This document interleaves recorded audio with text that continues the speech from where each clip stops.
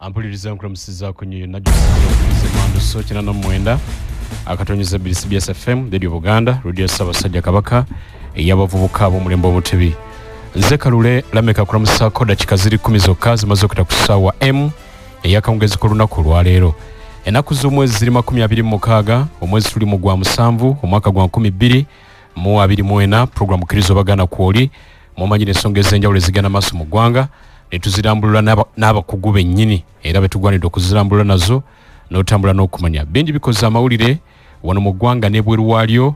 Matthew Bukenya yali akulira ekitongole ky'ebigezo mu ggwanga omwoyo gwe gusabiddwa olunaku olwaleero mu Lutikko Lubaga era bamwogeddeko birungi byereere abadde mukozi era yali musajja ateetiiririra talya nguzi takola ki ng'ebintu abikola mu butuufu bwabyo n'ebiringa ebyo kale nno n'ebirala bingi bibaddewo wano mu ggwanga n'ebweru w'eggwanga eyali omukulembeze w'eggwanga erya America Hussein Barack Obama naye awanze eddusu ku Harris Kamala akwasibwa ebbendera y'ekibiina kya DP yeetabe mu lwokaano lw'okuvuganya ku ntebe bwa president mu kulonda okw'omwaka guno mwezi ogw'e11 ng'ennaku z'omwezi 5 banna DP amawulire gano mu America bagasanyukidde nnyo ne bagamba nti kati kalukoye Donald Trump atulinde mu koona alabe ebinaavaamu kale nno n'ebirala bingi nga bulijjo bweri enteekateeka yaffe nti tufunayokko obw'olumu akadde ne tuyingirako mu gavumenti ez'ebitundu mirundi mingi nga nkuleeterako bassentebe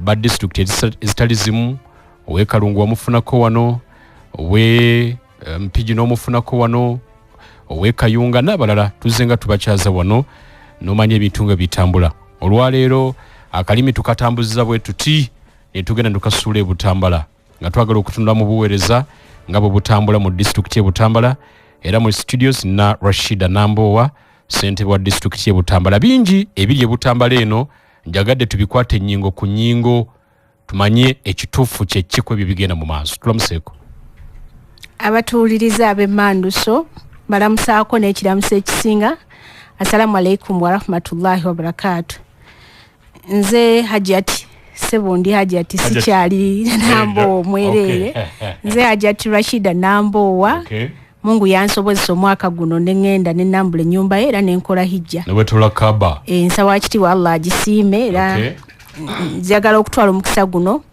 okusaasira abantu baffe abafunye obuzibu naddala mu biseera bino abafiiriddwa abalwazizza tusaba Mukama Katonda abagumye ate abalwadde abawonye ate era nensanyukirako n'abo abafunye ebirungi naku zino tulina abannaffe abakoze emikolo egy'enjawulo nolwekyo tusaba Mukama Katonda eggwanga lino alituweemu obulungi kubanga wakati mu byonna bye tutambuliramu wano n'ebweru w'eggwanga olabira ddala nga buli wamu waliwo obunkenge nolwekyo tusaba Mukama Katonda eggwanga lino alituweemu emirembe buli omu waali abali ebweru w'eggwanga abali wano mu ggwanga ennaku zino walabye abavubuka nga beekalakaasa abamu bali mu makomera n'ebirala bingi ate ffe ng'abalimi b'entangawuzi n'emmwanyi kubiriza nnyo bannabutambala okwongera okulima naddala ekirime kyaffe eky'emmwanyi kubanga kyekisobodde okutujjayo naku zino tutuuka eŋŋando mbulo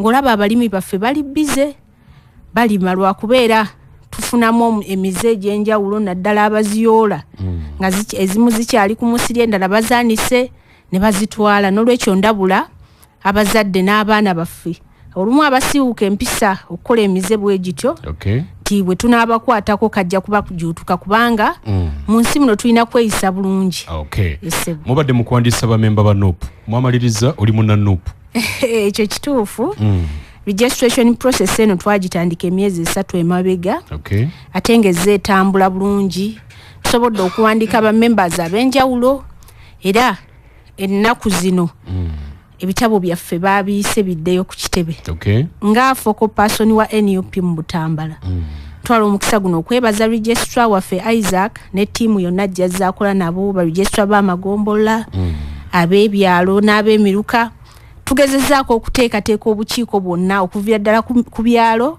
ku miruka ku magombola ne ku district era ne mu regions kubanga tulina focal person wa Greater Mpigi nga ssentebe wa Mpigi Mwami Sejemba Martin n'abalala so tuzze tutambuza programu zonna njagala kwebaza bonna bammemba ba NUP tutambulidde wamu. Okay. Mu bitundu ebirala tulaba abakulu abalwanyisa enguzi bagenda batalaaga era bakutte nnyo abakulembeze ku miruka olw'okubba ssente mu lukujjukujju eza PDM Parish Development Model. Ebutambula kiti kitya ebyeyo muli ku kaweweevu oba nazo bazibbi? Ensonga ya PDM eyo ereese obuzibu ate mu ggwanga lyonna nti abantu abasinga obungi bwe baalaba ssente ezo ne bakozesa olukujjukujju naddala aba parish chiefs abali mu process ey'okuyingiza abantu n'okubawa ssente abamu bateekangayo amannya agatali gaabwe. Twagenza okizuula nga waliwo abamu abaafuna ssente nga tebateekeddwa zifuna. Kubanga bakozesa olukujjukujju ne bateekayo endagamuntu z'abantu abalala ye n'azifunirako.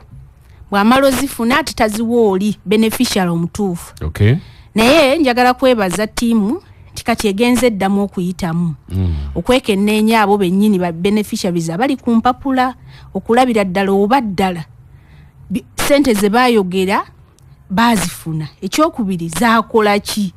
Follow-up ejja tuyambako nnyo okulaba nti ssente bwe zijja tezikoma ku bantu kubuzeegabanya wabula zituukira ddala ku muntu oli ateekeddwa zifuna. Tekiri Butambala yokka naye nkiwulira mu ggwanga lyonna ng'abantu baagufuula mugano. Manyi ssente ya gavumenti bwejja abantu balina mentality balowooza kasiimo abantu balina mentality nti zo zaakulya. Ate nga njagala kubajjukiza nti ekiseera ky'okuzizaayo bwe kinaatuuka tebatwekwasa kubanga bajja kulaba mwe abalifa abali mu bukulembeze nga bagamba gundi mmwe mwatugamba tugende twewandiise tufune ssente. Kakati ate batuuso zitusaba ssente twaziwasaamu abakazi twazizimbamu amayumba ate nga bwe wali ozisaba olina kye wayogera ekyokukoleramu. Ate ne ssente zino era ba beneficiaries abalala tezitunuulidde oli real beneficiary because bw'otunuulira zigenze zigabibwa bu group obw'enjawulo. Abamu kubazigaba balinamu abantu baabwe bogamba nti ono wadde oba kubanga bagamba nti alina kubeera munaku asembayo naye ne bw'ataba munaku asembayo bagenda bazibawa olw'okuba bantu baabwe.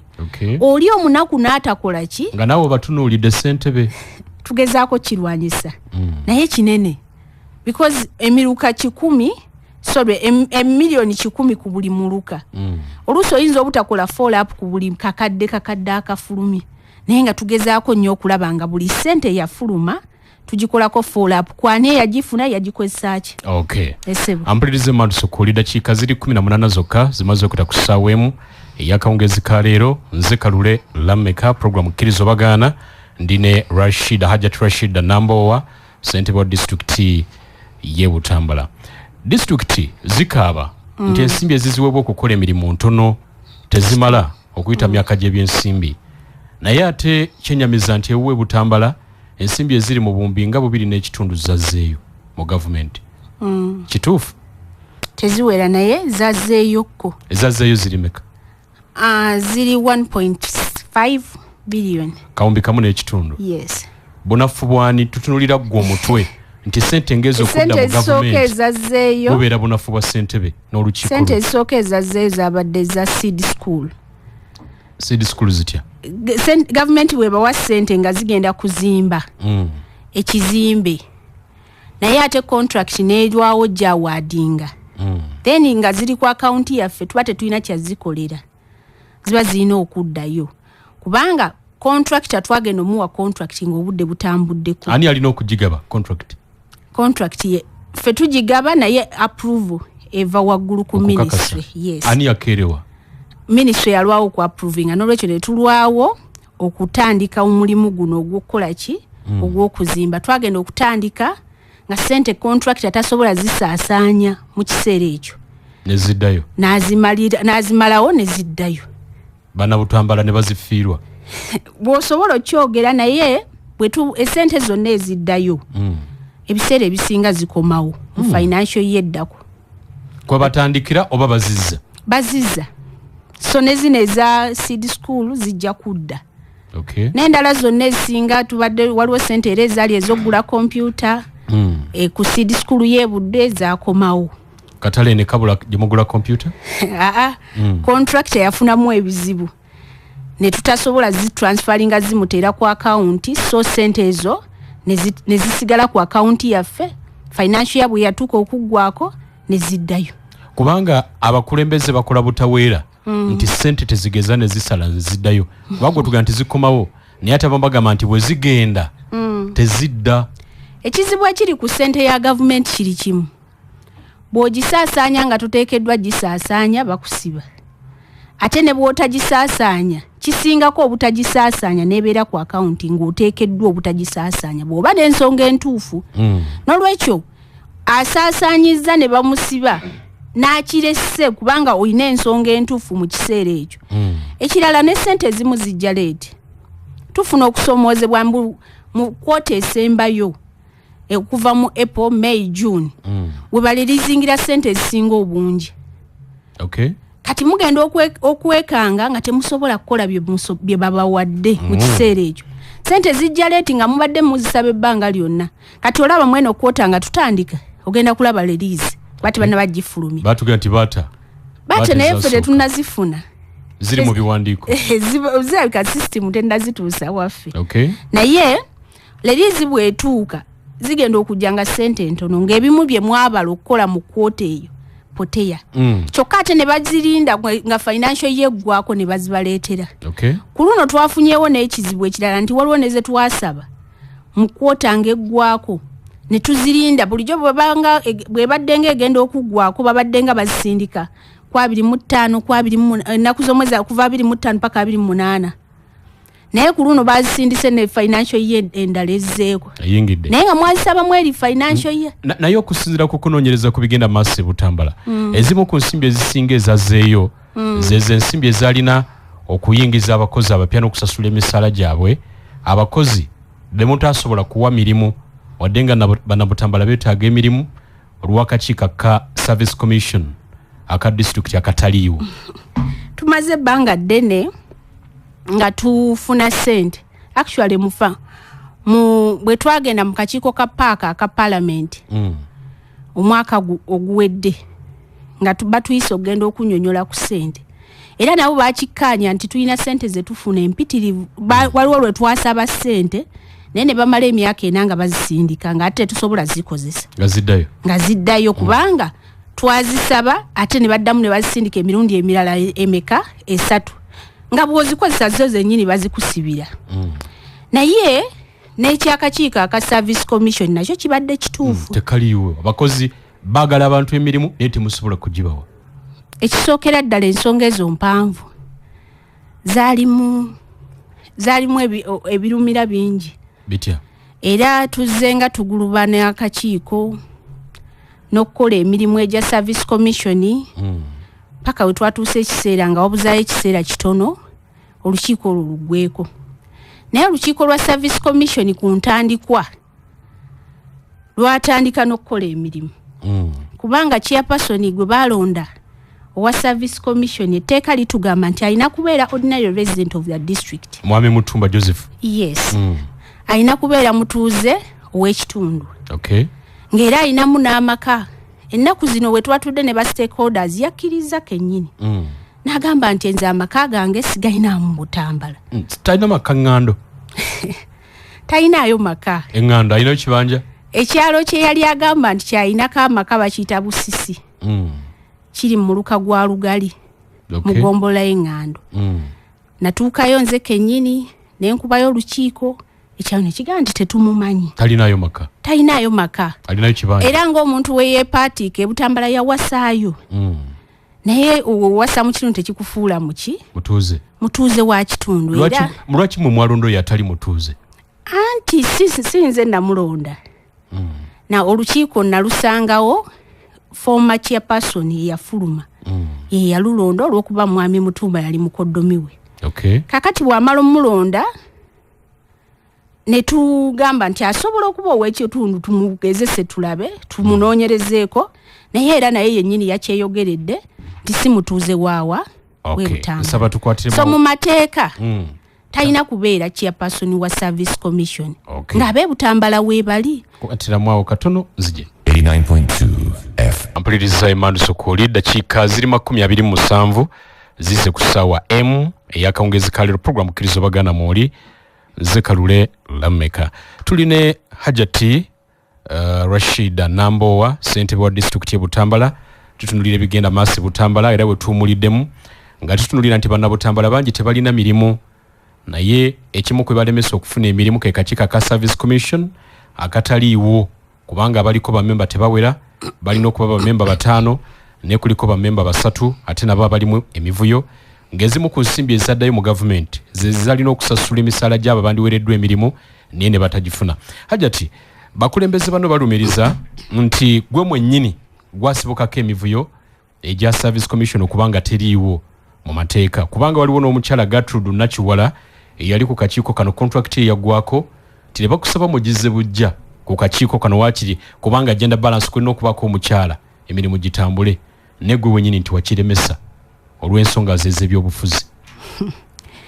Olukiiko lwa Service Commission luzze lufuna obuvuyo olw'enjawulo. Kusooka lwali luwera memba omu Mungu n'amujjulula.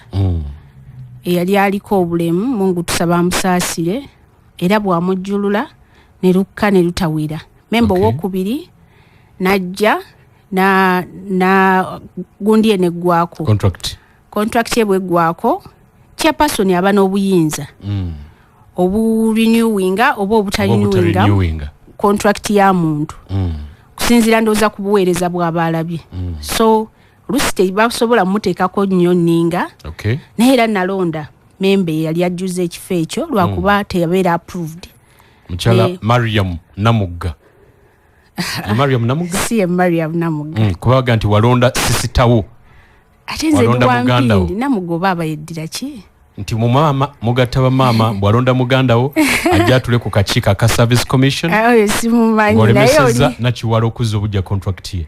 Edda omuntu tebasobola muforcinga kukola na muntu naddala nga oluusi omaze okulaba enkola ye y'emirimu naye akakiiko kasobola okwaprovinga nga era bw'ogenda ku interview panel abaana bangi baba basoma ebitabo era n'agenda ku interview panel n'atakola ki n'atayitawo so bwe twamusindika mu public service n'atayitawo twakitegeeza twali tulina okujuza ekifo ekyo memba w'oku omulala bwe twali tutaddewo ng'akiikirira abaliko obulemu n'afuulibwa RDC.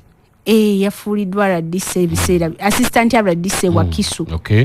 Era olukiiko ne lubanga lukoze eki lwesazeeko ate etteeka eppya ne lifuluma nti kati tebalina kubeera baami abakyala balina kubaako babiri kati nga tulina okulonda okuleeta bamemba abalala babiri nga bakyala naye n'oli gwe gambye atakwalifyinga kubanga bannabutambala ebbanga lyonna babadde nga bakaayana emirimu gy'ebutambala ekisooka gitundibwa era bannabutambala wakati mu kugitunda tebagifunyeemu bwe mbanga najja mu bukulembeze nga nze Ggogola district nenzikiriza ssentebe avudde e Masaka okujja okuweereza n'okukolera ebutambala agaba emirimu ayinza obutawa mukisa bantu b'ebutambala naye ate ab'ebutambala abalonzi ne bakunenya nti olabye Nambowa bwagaba emirimu e Masaka ng'ate yandibadde alonda omuntu wa wano n'olwekyo ekiseera kisigaddeyo kitono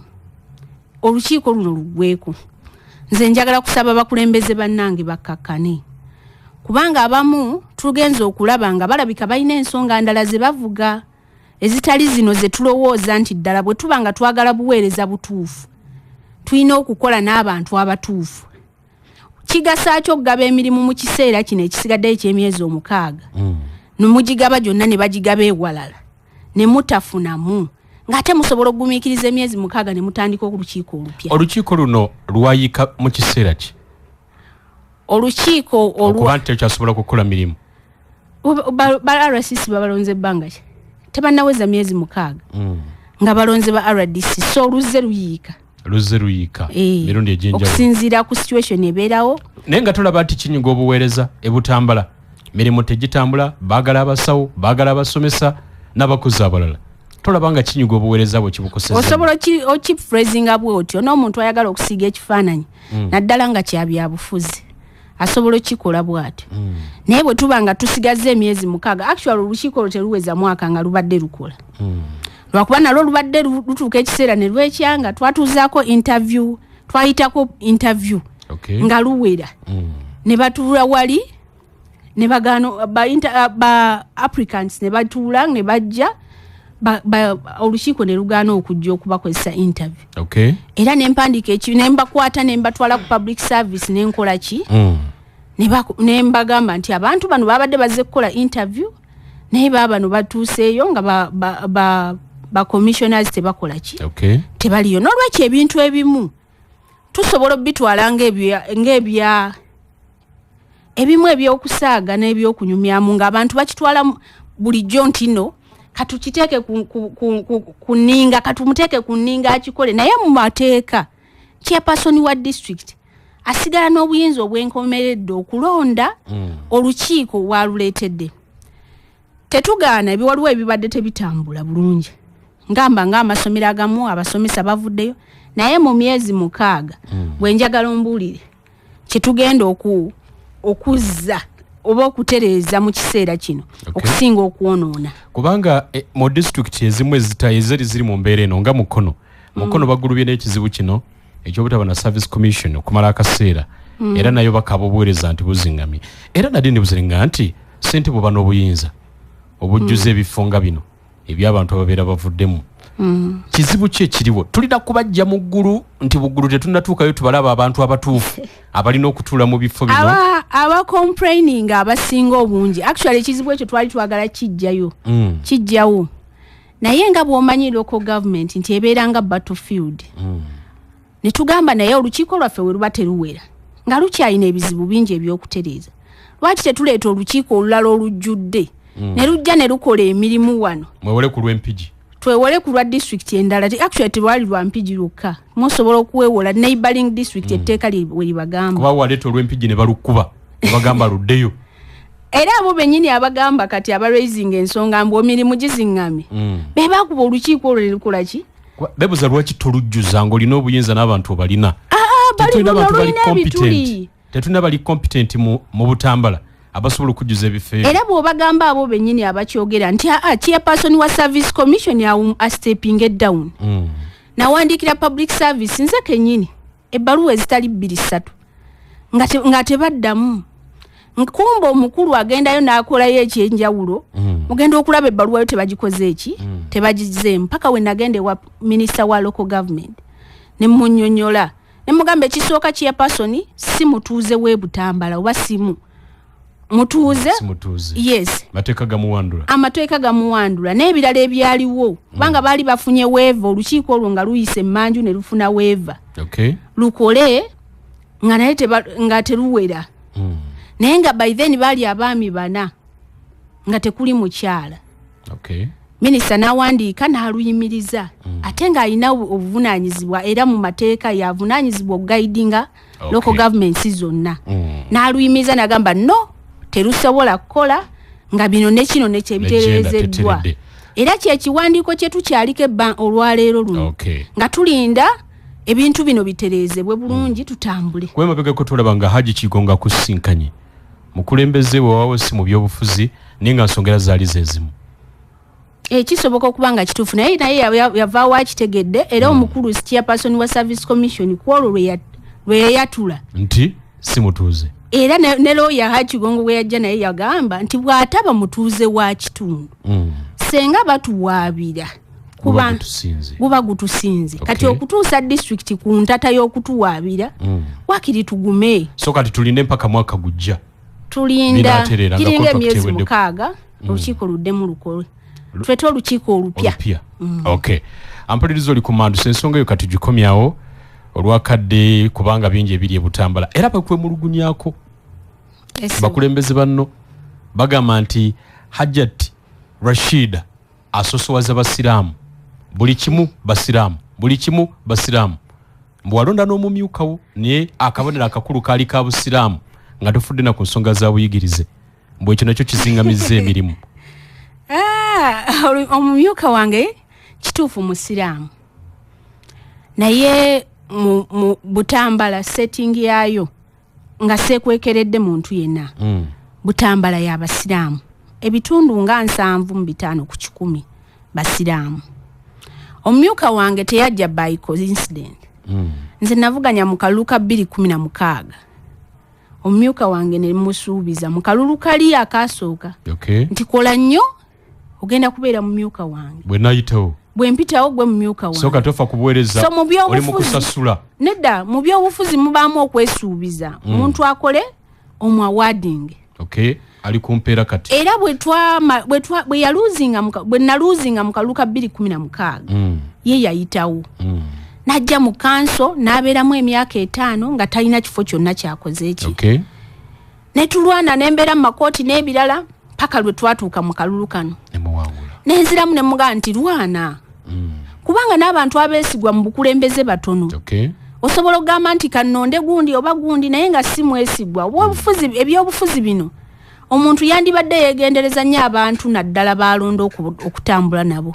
Si lwakuba nti nno ddiini, si lwakuba nti nno oba tribe, naye oluusi wandironze abantu oluusi bw'okoze nabo endagaano ate obusiraamu bw'ensoma era bw'enzikiriza. Bugamba nti omusiraamu tayawukana ku ndagaano gy'abaakoze eki? Gy'abaakoze. So bw'oyawukana ku ndagaano obeera munnanfuusi. Nze saagala kubeera munnanfuusi. Oli wa kigambo kyo? Ayatul munafiku thalatha. Obubonero bw'omunnanfuusi buli busatu bw'aba ayogera alimba. Ayawukana ku ndagaano. N'obutatuukiriza ebyo by'abaakoze ki? Byaba ayogeddeko n'olwekyo nze siri kategori eyo. Era bwe namugamba nti ogenda kubeera mu myuka wange era nakituukiriza. Era okyakikuumye abogere nedda tulina ebifo bye twakkiriziganya nti bwe kiba eky'omumyuka tekiriiwo then tutunuulira ebifo ebirala sipiika n'ebirala era Katonda n'atugira ne kijja nti bakansala bagenda okulonda nga ne balonda sipiika nga musiraamu. Naye era ku executive kuliko ne ba members abala kuliko member Mabingo Godfrey n'enkiiko endala ze tulonda ate era toyina woyawulira environment gye mulimu. Then ekyokubiri toyina woyawula busiraamu na Butambala. Era nga bw'owulira akatambaala oyinza obutabaawula nnyo naye tugezaako bannaffe obutabaleka kubanga ekisooka mu service gye tuba n'obuweereza bwe tubeeramu tutambula nabo n'enkiiko ezimu ze tulonda bazze babeerako n'olwekyo ekyokuba nti n'omumyuka musiraamu tekijjaawo bano abalala bonna abatwetolodde okuba nga tukola nabo emirimu. Dakiika tubuzeyo 20 tuyingire essaawa 2 ez'ekiro ky'olunaku olwaleero. Hajati Rashida twogera nsonga ze Butambala ssentebe wa disitulikiti eyo tutunulira ebigenda mu maaso. Kanso gy'olina eya disitulikiti y'e Butambala erimu bakansala 20 gw'oli wa 21 bw'otuula nabo. Gamba bakyawera baleka balinga 19. Kuba kuliko aba NRM 8 bwe ntunulira ebibala ebyatandika nga tuyingira obuweereza. NRM 8 ba independent bali 3 aba NUP bali 9. Kitegeeza kanse kuli mu mikono. Lwaki ekuzoganyeko nedda n'eyuga ng'ate gw'olina majority in fact ne ku cabinet bonna oyina ba NUP ne independent yomu.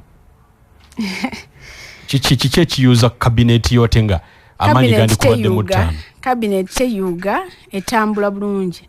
Actually bagita executive. Era executive bwe tutu. In fact council yonna eyawamu kiki ekigiyuza ng'ate gw'olina majority.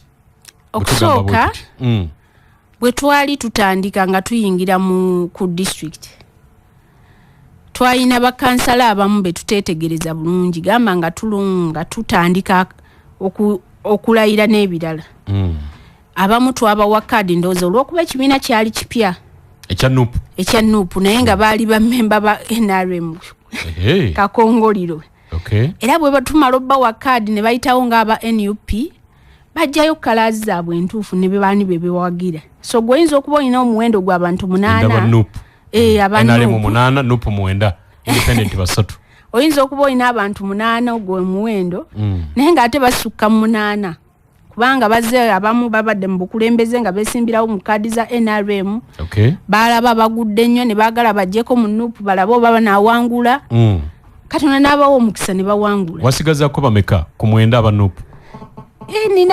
Ninako omuwendo gwange ogumpisaawo era bwe tuba tukkaanyiza n'abo aba NUP tutambuza emirimu. N'olwekyo ekintu ky'okugamba nti lwaki olukiiko luyuga watandikirawo ku ntandikwa nti however much twali tulina aba members bangi ate era balonda speaker nga wa NRM.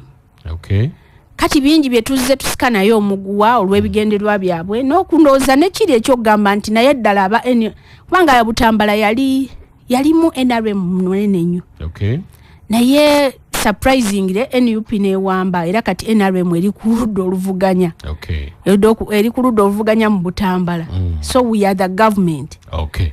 Kati bwe tubeera government nabali nabo tekibayisa bulungi okulaba ng'emirimu gitambula era buli kimu kyolaba kitagenda bulungi olusi kibaamu omukono ogwa NRM. Okay. N'okulwana okwenjawulo okwaba kulembeza abalala lusi bwe mutalaba abali mu background nga balwana kubanga emirimu tebaagala gitambule. Okay. Olukiiko luno lwayise olunaku lw'eggulu. Kyembadde njako nti yebadde Manduso ekulese wano okwogera ku by'Ebutambala nti gulo mwabadde ne kanso nga mugenda kuyisa embalirira ey'omwaka gw'ebyensimbi gwe tulimu kati. Tuli mu mwaka gwa byansimbi naye Butambala temuyisanga mbalirira ya mwaka gwa byansimbi. Era ebyabaddewo olukiiko ne luyiika nga omu ku bakansala by'omuggo kanso neeyiika. Etuga nti walioge nti ebintu bitambula bulungi ddala nga gwe mukulembeze tuli mwaka gwa byansimbi naye nga ne budget teyitanga.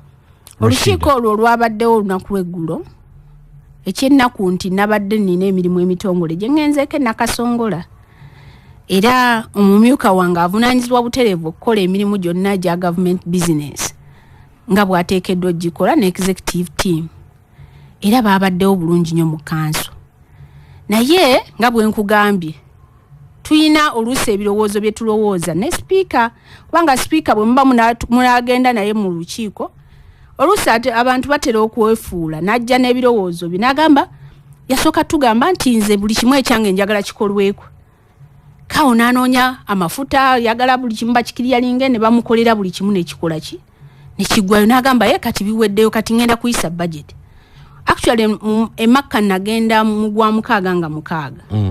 Naye by the time when nagenda nasooka kwogera ne mugana naye tuuza kanso omwezi ogwokutaano guweddeko kubanga executive yatula mu gwakuna ne forwardinga budget eyo mu kanso. Emakka wagenda ngameka nga mukaaga ogw'omukaaga wadde nga budget yalina okuba nga eyisiddwa nga 3 ogwokutaano. Yes. Nga mumaze okubuuka deadline. Nga tumaze okubuuka deadline naye kyatubuusa deadline byali ebintu bingi. Budget eno bwe tuba tugitandika ogikola. Esaba okwatiremu awo katono kwatiramu awo zije. 89.2 F. Oli ku Manduso. Ampulirize Manduso kuli tutukyali ne Hajjat Rashid. Ensonga tukyazirina nno ne twagala tuziwumbe naye nga tunaba kuziwumba njagala kukujjukiza nti MTN etumbula nnyo okubeera obumu era tugamba nti ekintu kye tuyita family tukiraba nga kikulu nnyo. Kale nno mu mbeera eyo ekuleetedde new MTN family bundles. Zino nno we ziri oteekako akasente katono ne bakuwa eddakiika 13 minutes 13 ne bakuwerako GB 15 eza data awo n'ozigabana n'abantu 5 ne muziwaawanya ne munyumirwa obulamu bwe MTN nga muli family. Nyiga star 10 star 2 star 8 hash. Nyiga star 10 star ne 2 star 8 hash oba ogende ku my MTN app awo nno olonde bundles zino obulamu bujja kunyumira. MTN tuga nti nga tuli wamu tuli unstoppable. MTN enkola n'obukwakkulizo bigobererwa erungamizibwa Uganda Communications Commission. Nkujjukiza Tabula Properties. Tabula Properties batunda ttaka n'amayumba ettaka lyabwe lya byapa ate bya bwannannyini. Balina estate ya Mwera Phase 2 Estate ku Hoima Road okuva ku $17,000,000, Gobero Lutisi Estate ku $14,000,000, Baka Bulondo $16,000,000 okutuuka ku 2, Nkowe $18,000,000 okutuuka ku 25, Namusera $3,000,000 okutuuka ku 4, Chikandwa $15,000,000 okutuuka ku 18, Bombo $15,000,000 okutuuka ku 17, balina Katende $13,000,000 okutuuka ku 15, amasanyalaze n'amazzi weebiri. Ebbeeyi eyo ejja mu nsawo yatenga n'ekibanja mpola kkirizibwa. Gende nasana ku masitowa weekwate polutiyo obudde nga bukyali. Bakubireko abatabula ku noti 7 noti emu 94 2 noti 3 oba noti 7 noti emu noti 5 4 6 4 mukwatagane ng'obudde bukyali. Pronto Forex Bureau yineze kukuwonya nnaku kati gwe omusuubuzi oba gwe ateekateeka okutambula olugendo genda Pronto Forex Bureau bakuguze forex ku bbeeyi ennungi ate bakuwonya ebicupuli oyagala kuweereza ssente bunaayira oba osuubira okufuna ssente okuva ebweru w'eggwanga wene Pronto Forex Bureau basangibwa ku Kabana Complex Kawuku ngodde Entebbe okulina National Bank. Esimu ko kuberi noti 758 45 35 89 oba noti 772 45 35 89 awono manye bisinga omukwatagane. Fenna tukosebwa akafuba n'akawuka akaleta mukenenya kino tekiriiko busobozi bwolina naye abantu abalina ko obulemu basanga emiziziko mu kukeberwa n'okujjanjabwa era n'okufiibwako olw'obuzibu omubiri okuyisibwamu amaaso n'obuzibu okubeera mu bantu n'ebyefuna. Abantu 5 ku buli 100 kwaba balina obulemu basobola okufuna obujjanjabi obwa bulijjo.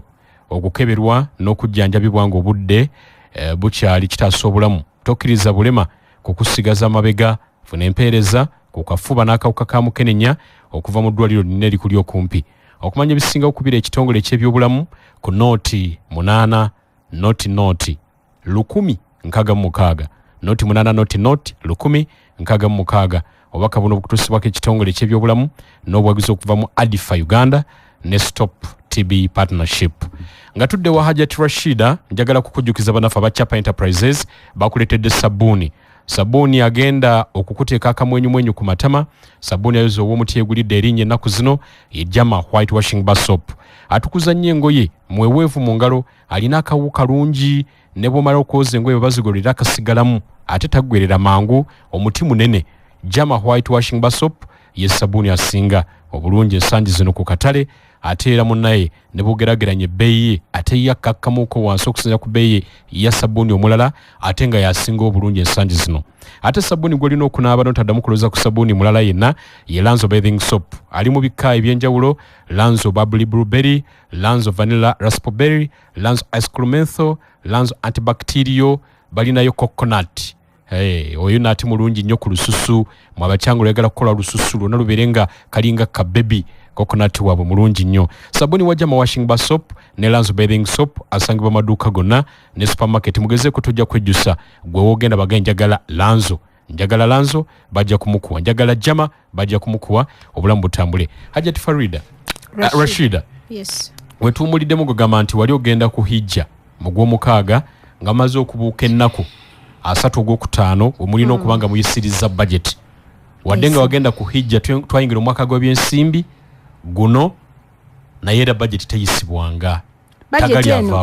Budget eno bwe tuba tugikola tutandikira wansi mu budget conference ne tuyita buli omu aleete ebirowoozo bye tubiteeke mu budget ya financial year okusinziira ku indicative planning figures ze batuweereza okuva mu Ministry ya Finance. Nolwekyo batuweereza tubayita bonna ne tubagamba nange mujje mwagala ki. Era bwe tumala obbayita bwe tumala budget conference ne tuleyinga budget eyo. Naye ffe twatwala obudde buwanvu nnyo. Actually kawu yatekinga ne initiative Mr. Ntulume George n'agamba kampandiikire speaker ng'ennaku z'omwezi 3 ogwokutaano. N'amuwandiikira ebbaluwa ng'amugamba nti speaker tonnaba kuleyinga budget, mu mwezi guno tusuubirwa okuba nga tuyisa budget, naye ku byombi tolina kye waakozeeko, oli kuki? Speaker bwe yajja mu kuleyinga ne tumala okuleyinga budget twagireyinga ng'omwezi gw'okutaano guli mu makkati. N'agamba mu wiiki 2 ngenda kutuuza ki kanso. Bwe twatuuka ogw'omukaaga nga gw'okutaano gutuyiseeko nga tayisizza kanso, kawu n'addamu n'amuwandikira ebbaluwa ey'okubiri ng'amujjukiza nti omwezi gwe twabadde tulina okuyisizaamu budget nga naffe we tumusinkana mu nsinkano ez'enjawulo nga tumugamba nti tulina okuyisa budget. Munnange n'agaana. Kati bwe twatuuka mu gw'omukaaga n'akola ki? N'ayita n'atuuza committee of the whole council. Simanyi gye yakijja naye committee ziba zirina okutuula nga buli chairperson owa committee, owa finance, owa production, owa education ne everything atuuza committee ne bazidiscussing ebiri mu field zaabwe. Okay. Kati speaker kyonna ekyetika n'agamba nze ngenda zituuza olunaku lumu. Era ne reports za committees ne zitakola ki? Ne zitavaayo.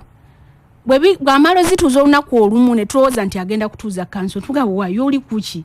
Tuli mu gw'omukaaga. Lwandituuzizza kanso ne tuyisa budget. N'asirika. Tumunoonya bunoonya, talabika, tutuusa ogw'omusanvu, twafunye engagements z'amaanyi okubanga atuuza kanso eno ng'ate olinga mulinga abeegayirira omwegayirira ate nga buvunaanyizibwa bwe okutuuza kanso because kye yasaba bwe yatuuse mu kanso okugituuza eisa budget ate nze neewuunyiza kubanga nze abantu bakansala bankubidde nga banga naye sipiika yatugambiddewo tagenda kuyisa ki budget nga tetunaba na kutuuza kanso era ye yankubira ekiro nangamba mu budget eno gye tugenda okuyisa ofisi ya speaker erirudda wa ne muga speaker go waliwo mu kuleyinga waliwo mu kutandikira ddala mu budget conference waliwo mu kuleyinga go atuza committee of the whole council buli kimu gwo kikoze gwe ko ofisi yo baddoji balira wa kakati nga fete tumanyi nti ebigendererwa bibirala si bya kutuuza kanso kola ki kubanga bo bakansala era ya mobilizinze bakansala bano bino walabye bakansala nga babikola he was part of it speaker yenyine wa district ye Butambala yabadde party yakyo era olukiiko olwabadde luteeseteese nti bwe wabaawo okwekyanga kwonna gwe sula omuggo otoleki era bino ebyakoleddwa ku ssaawa esembayo tetwabyewuunyiza because babadde babipulaninze nti katwekyange kansa ereme kukola ki kuyisa budget kubanga njogeddeko ne bakansala balinga bana ku kanso yo gyotwala naye nga bagamba nti ekyayisiza olukiiko gwe ssentebe kubanga toli mu lukiiko nti kubanga budget agisoma ku lulwo ssentebe era nga bagamba nti ssentebe waffe obukulembeze bulinga bwe bamukaka mu office totera kubaamu ne kanso totera kuzibaamu nti kati okusoma budget kwabadde tekukusingira gye wabadde ogenze nakasongola osazemu ebye nakasongola district yo eyise budget nga wooli omanyi buli muntu atategeere mulimu gwe n'agukola bulungi tujja kufuna obuzibu nze omulimu gwange ngumanyi ate ngukola era bwe ntunuulira ababadde ba complaining actually si bye bimu ku bye babigisizaawo emiggo n'ebirala babadde na nsonga ndala babadde n'ensonga ezimu nga bagamba naffe mutubuweeko ku budget olw'okuba tebasobola zoogera kati ovola batandikira ku kino ssentebe tabeerawo eva ababusent nedda executive webeerawo n'omumyuka wange kuba omumyuka wange etteeka lindagira okumulagira okukola buli kimu kyemba mumukoze eki mugambye era buli kimu yabadde alina okukikola naye kanso yatudde olunaku lulamba neetalisaayo wadde resolution egi n'emu ku order paper gye babadde bayina bafulumye nga tebalina n'ekimu kye bakozeeko beekalakaasa bwekalakaasa kanso bajjajaninga n'ebirala n'olwekyo ekifaananyi mukitte ekya Butambala ekifaananyi kifa mukittira ddala naye abantu baffe ndowooza twetaagayo induction ey'okubiri egenda okuteekateeka abakulembeze bano bamanye biki bye balina okukola bwe mutuuka mu kanso si katale si kumala kutuula bukookulu ne mugamba buli omu akole kino buli naakole kino mutandike okulagirawo amaanyi bagamba teri mu mateeka mbwebeeramu n'abasirikale ab'emmundu nga bali munda mu kanso sergeant at army balina okubaawo nti mubaamu naye bo bennyini bazze beetegese ng'abamu be babaleese n'abamawulire be babaleese bayingiza n'abasirikale ab'emmundu abamu bakansala be babikoze ate bwe batuuka eno nga beewakana kubanga kati bwe mba saabaddewo emmundu omusirikale w'emmundu nandi muleese nti mu kanso babeeramu n'ez'emabega ab'emmundu sergeant at army alina okubaawo ku bantu bonna ab'ekyanga era walabye yakutte omuggo bamugobye basirikale be bamukoze eki be bagumugjeeko tukoze tutya okuva mu katembo ono okutereza Butambala ebimu ku bikaayanya abakulembeze bange naddala ng'olukiiko lwa service commission nga tumaliriza olukiiko lwa service commission ne bwe tululonda kati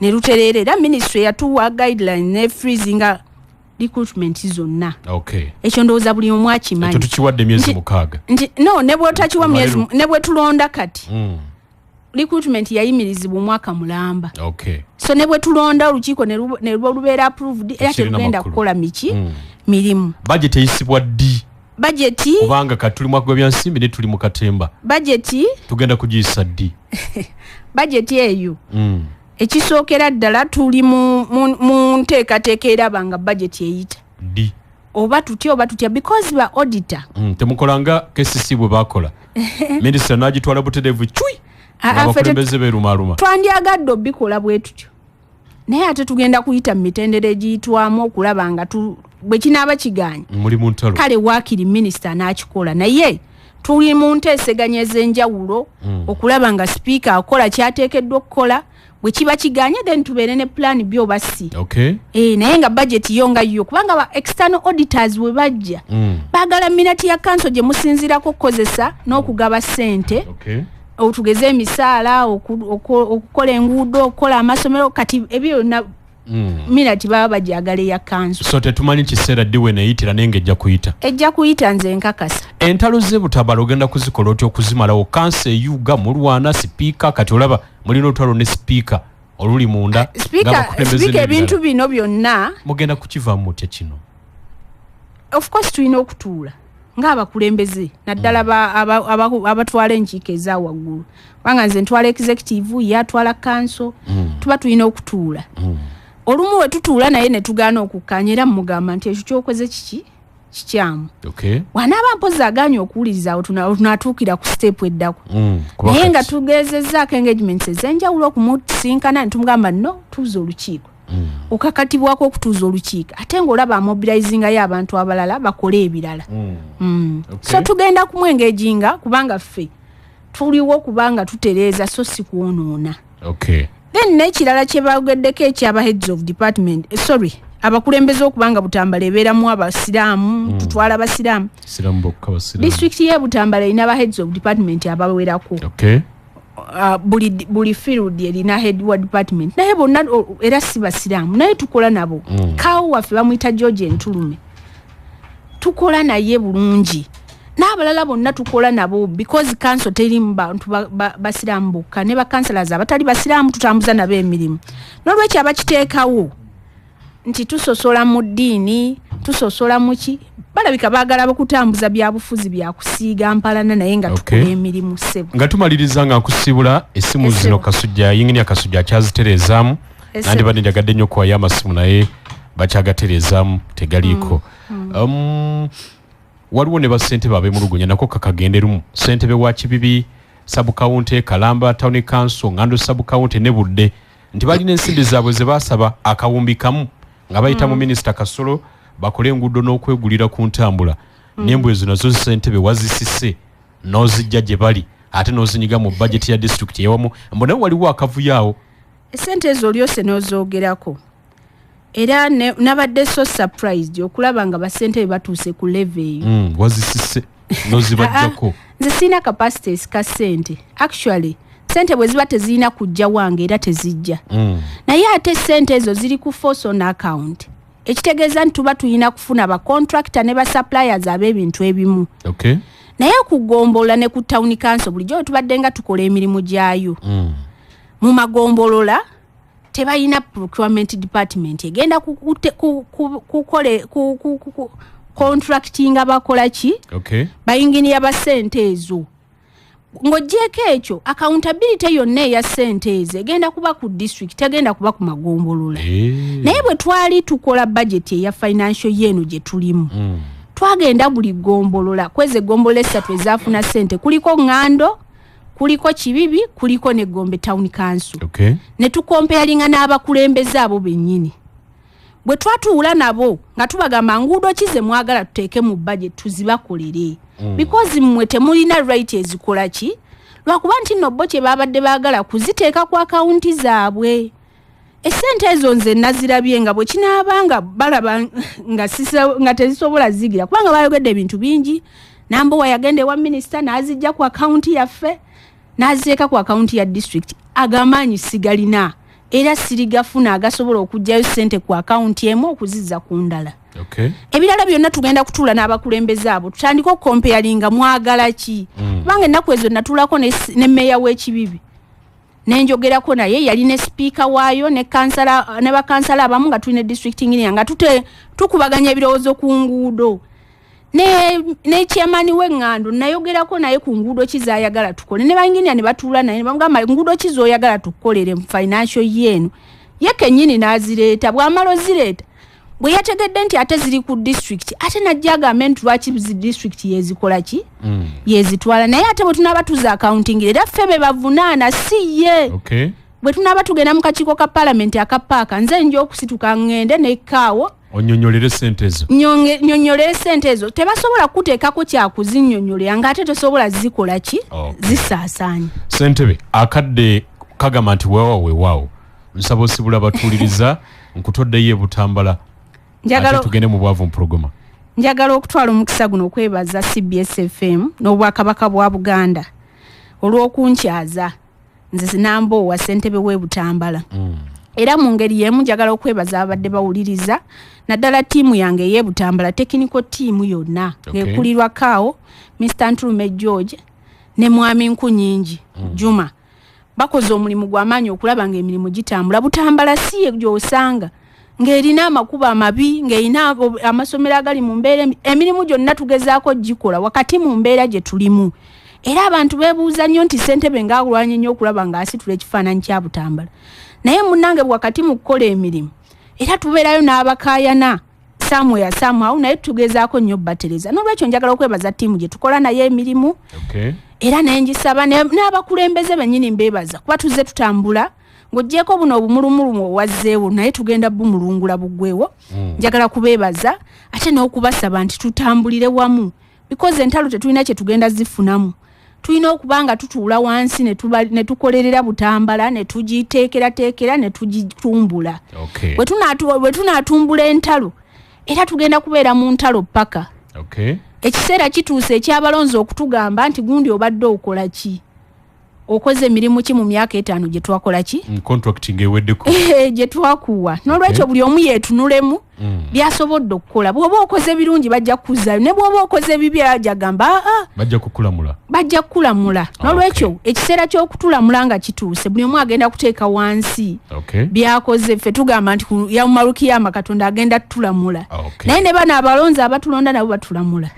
Essebo kale tweyanziza batulabire wano waliwo Mwami Ssekimpi Lawrence Lungu jagambye nti jajja wange w'omuntu bava kungujja Butambala. Naga nti atekaawo obi wange naga nti ne ssentebe afube batambuze emirimu. Mwami Ssekimpi Lawrence Tuko Club neyanziza nnyo neyanzige ava mu Tuko Club balino mu kibuga. Kale kusibudde ensonga mpuliriza tutambudde mu Butambala olwaleero. Embeera bwetyo bwerika tubasabire batebenkere naffe ng'abanna Butambala twagala okutwala omukisa guno okwagaliza baffe Ssaabasajja Kabaka amatikkira amalungi n'okusaba Mukama Katonda ayongere omukuuma n'omuwa obulamu obulungi. Neyanziza nnyo neyanze gwe okunkyaza mwebale nnyo mwebalire ddala. Ampuliriza kankomewo n'abagenyi abalala mu bwavu mpurogoma CBS Peosa. Ampuliriza oli kumanda sodakiika ziri 15 zokka zimaze okuta ku ssaawa 2 ez'ekiro kya leero. Peosa wetutuusiza St Peters SS Bombo Kalule bwe batugamba kayimba kalungi nnyo. Mu ssaawa eno ey'okubiri tulwanyisa bwavu ate nga bwe tuba n'obulamu obulungi omulamu obulungi yakola. Tulina emyoleso egigenda mu maaso mu nteekateeka ez'enjawulo. Waliwo omwoleso gwa CBS ogugenda okubeera e Masaka mu mwezi ogw'omwenda ate waliwo n'omwoleso gwa Buganda ogugenda okubeera mu Lubiri e Mengo kuva nga ennaku z'omwezi 16 omwezi kwe tugendamu ogw'omunaana okutuuka nga 25 era omwezi ogwo. Kale nno omu ku bagenda okwolesa mu myeroso egyo gyombi ye owa Izewe Black Seed Muhammad Lutaya tutera okubeera naye mu myoleso gino naki twagala tutunule ku Black Seed ate n'enteekateeka nga bwe zigenda okubeera mu myoleso gino okutuusa obuweereza. Tulamuseeko Bwana Lutaya. Abatuuliriza akaseera akabadde kayiseewo okubanga tetuddamu kunyumyamuuko nga atuweereza programu abagambye nze amanya Dr. Muhammad Lutaya nvudde mu kampani gye bayita Izewe Black Seed. Nsanyuse nnyo okubeera wano n'okuba Ssaabasajja ddala tutalekedde bantu be okusigala nti nno abavubuka programu nnyingi ze batuyiseemuuko ezituyamba okukulaakulana. Nga babanyumiza leero tugenda kwogera ku kintu kyabayita Black Seed. Izewe Black Seed yani? Erinnya Izewe eryo lyali lya kitange. Kitange yalinako bizinesi nga bagiyita Izewe. Kitange yanfaako nga nkyali mu P5 awo. Naye mala ngenda mu P5.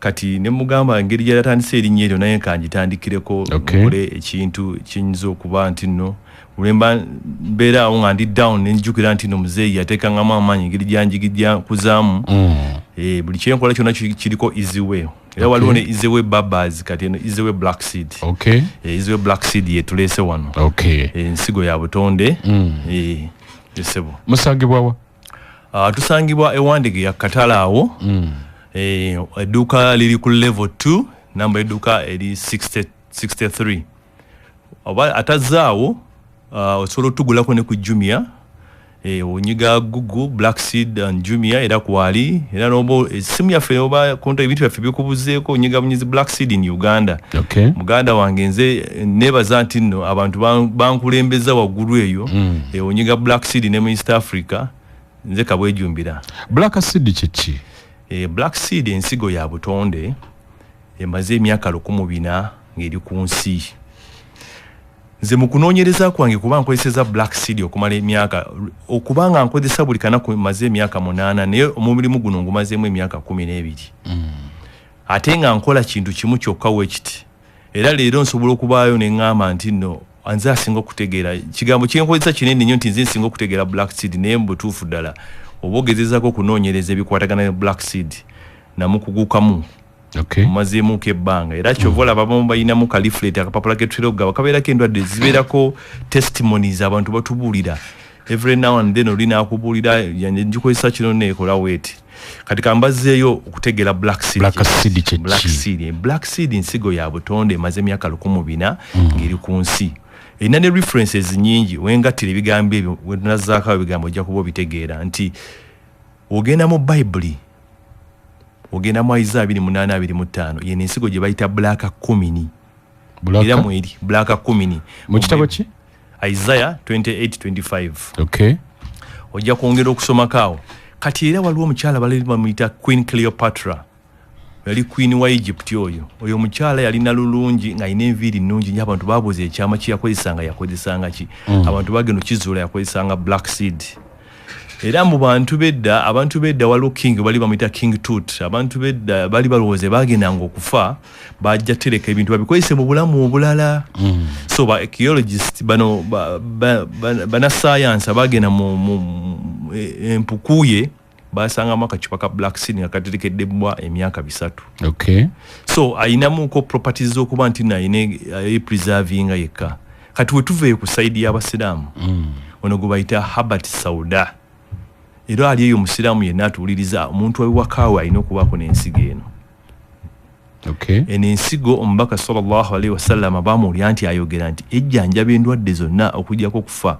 so emyaka gino nze kyembaddeko nnoonyereza kino ekintu statement eno kisoboka kitya gwe kityo era okwawukanamuko ku bantu bedda n'abaleero fe abaleero batuyita balya mmere kyetwogera si kyetukola naye abantu bedda ebigambo babyogeranga weebiti nga bibeerera byebyo byennyini kati sojja ne gyembaddeko okuba nti no mbuuza akozeseza ku product eno kiki ekirimu ekyenjawulo kati wova ku saidi y'abasiraamu ayo katugende ku pharmaceutical abasawo bakizudde nti no Black Seed alimu ebirungo 3 wali atuwuliriza nga naawe oli musawo erimu ekirungo kye bayita thermoquinone kyekirungo ekyebbe ekisinga mu ddagala lyonna erisinga mu katale mulimu n'ekirala thermohydroquinone ne thymo kizibu nnyo okusanga ensigo eri organic ng'erimu ebirungo 3 ebyo thermoquinone thermohydroquinone ne thymo ng'eri ensigo emu weti erimu ebyo bitegeeza ki ebyo ebyo bigambo baziyita nalibadde components mu Luganda bali ebirungo ebiyamba senga omuntu abadde akozeseza product eno okufaananako ng'eddagala erigezaako okuzza omubiri obujja yes so kat Black Seed okugatta ebigambo ebyo byonna nze natandika okulowoozaamuko osanga omusawo yasooka okujjanjaba osanga yakozesa Black Seed yes so omuntu ali ewaka eyo ng'otuwuliriza nti omuntu ye anoonye ku nsigo gye bayita Black Seed ate n'ekirala abantu mbabuulirako kya njagala kubanga nzijanjaba abantu nga mbatwalako okunga embeera y'okuwekulaakulanya ebiseera ebisinga abantu babeerawo emyoleso kali nga guno gye tugendamu abantu babeera eyo n'agamba nti nze sirina ssente egenda mu mwoleso kulaba kankubulire olwaliro gwatuwuliriza ebintu byewaliize mu myaka 9 oyinza okwesanga ng'obiyize mu ssaawa 4 kyenkubiriza omuvubuka ali eyo omuto yenna naawe omukulu ali eyo yimuka owuliranga abantu waliwo bakuŋŋaanyiza abantu nga bangi nga buli omu alina amagezi ag'enjawulo funayo obudde ogenda osasuleka entrance oyitemu buyisi wooti ezo essaawa ennya mwogenda okujja kiki ogenda n'okuzzaako mu bulamu obwo nza kukyerekamu akwogera nze nalinawo omulimu gwe nali nkola era alina gugwa wasobola okugulingako ajja kunsomako nti nebaza nti nno okuno mu kuyamba nnyo kuba nze nali nnyingidde omulimu guno nali ndowooza nze ngenda kuyamba buyambiko ku bantu actually waliwo omwami yagula mukyala yagula ku black product yaffe ne ya black seed n'agamba muno Muhammad guno mulimu ne mugamba nedda nze nina gye nkola naye munnange nze nalowooza black seed ono muno natandika omukozesa kubanga nalina long time illness nakozesa nnyo eddagala lya pharmacy okumala ebbanga ddene ndoza lya affectinga liver yange so bwe affectinga liver yange netandika okubuuza ekibumba nengamba abantu bedda bejjanjabanga naye wabeerangawo engeri gye beekozesanga bakozesanga ki so mu kusoma ennyo nengwa ku mukyala mu Italy nangamba kwesako ku black seed nengamba kijja kitya okuba black seed gyali abantu bonna ensi tamumanyi so bwe natandika jja naawo nenfuna black seed emboozi nja gisala nayagala ogitegeere nnyo ajagenda ku gugwanyi gelutaya finds fortune in black seed nali ndi awo munnange n'abamawulire ne bannoonya ne bagamba nti nookyusiza obulamu bw'abantu so that is how I started project eno. So black seed natereza omutima natereza ekibumba so yo waayingira mubiri mu Luganda yali badde kye bagamba atunga system yonna okugizza obujja so yo black seed kadi ensige ne ya black seed ekolebwa etya tugikoona nekola nefukamu powder ate ne tujinyiga nevaamu oil ngate tunaba kugikoona black seed bamulima bajirima ensigo ekola mu nsi eziri mu temperatures between 50 and 60 degrees awo ya mubugumu nnyo ate era mulimu ne quality engeri gy'oyinza okugyamu ensigo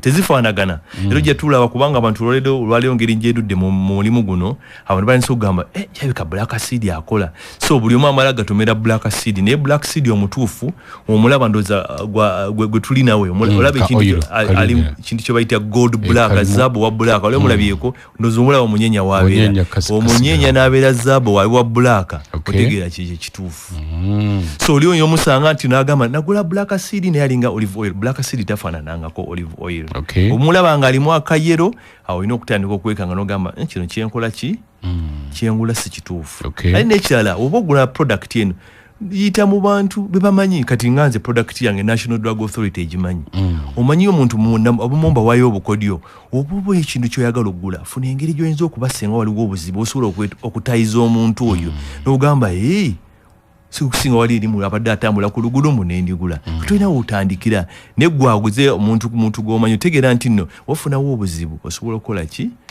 nojja okumutuukako katuwumulemu katono tukomewo oli ku Manduso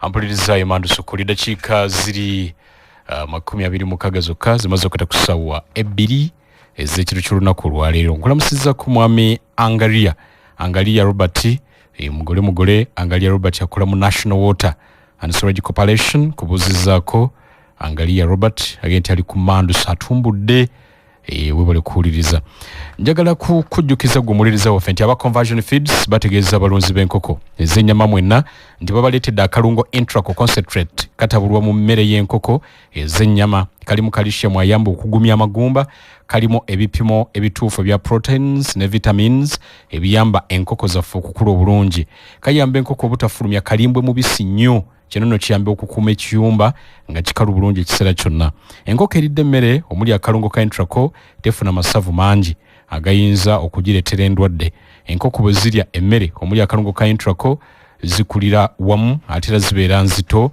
nga zizitowa kyekimu enkoko eziridde emmere omuli akalungo ka Intraco mu ssabbiiti 5 ziba zitowa okusukka ku kilo 2 Conversion Feeds basangibwa ku head office yaabwe ku ploti 5 Coronation Road Old Kampala obako makatabi gaabwe okwetoola eggwanga